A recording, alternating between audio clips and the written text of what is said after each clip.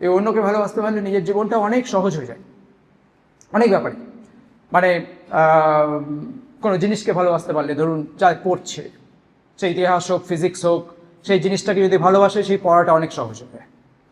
যদি সেটা কোনো লোভের জন্য পড়ে, যে আমি পরীক্ষাতে ফার্স্ট হব, আমি অনেক টাকা পাবো এর পরে, তখন সেই পড়াটা কখনোই এফেক্টিভ হবে না।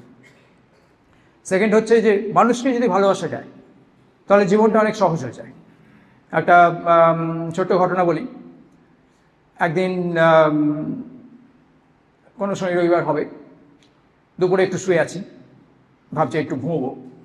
হ্যাঁ, আফটারনুন ন্যাপ খুব ভালো জিনিস।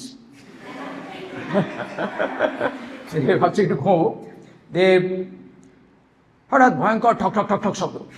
হ্যাঁ, বাইরে দরজা নক করার নয়, মানে কোনো কনস্ট্রাকশনের শব্দ।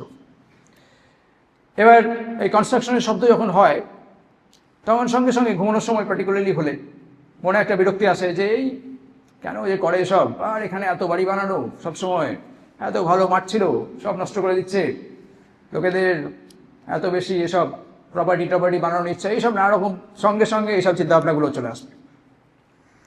আর তাছাড়াও শনি রবিবার ঘুম নষ্ট, এটাও একটা বাজে ব্যাপার।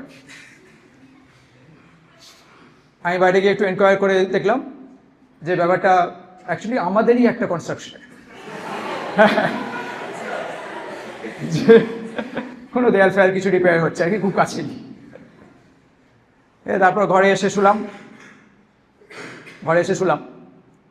কনস্ট্রাকশনের শব্দ ঠিক সেইরকমভাবেই ঠকঠক চলতে থাকলো, কিন্তু আমার ঘুম এসে গেল বেশ সুন্দর, কোনো অসুবিধা হলো না। কারণ নিজের শব্দ হচ্ছে খুব মধুর, অন্যদের শব্দ হলেই হচ্ছে গন্ডগোল। এবার ব্যাপারটা হচ্ছে যে পৃথিবীর বেশিরভাগ জনকেই যদি আপনজন বলে ভাবা যায়, নিজের লোক বলে ভাবা যায়, যদি আমার মনে হয় যে ও ওটা আমার বন্ধুরই বাড়ি, তাকে তো বাড়ি করতেই হবে, অসুবিধা কি আছে, তাহলে কিন্তু মনের মধ্যে ওই চিন্তাভাবনাগুলো আসবে না, এবং অ্যাকচুয়ালি শব্দটা আপনাকে ঘুমটা প্রিভেন্ট করছে না। মনের মধ্যে যে বিরক্তি এবং চিন্তাভাবনা, সেটাই ওই ঘুমটা কেড়ে নিচ্ছে। তাই অন্যদেরকে ভালোবাসতে পারলে এবং সবাইকে আপন বলে দেখতে পারলে, তখন জীবনের পথটা অনেক সহজ হয়ে যায়।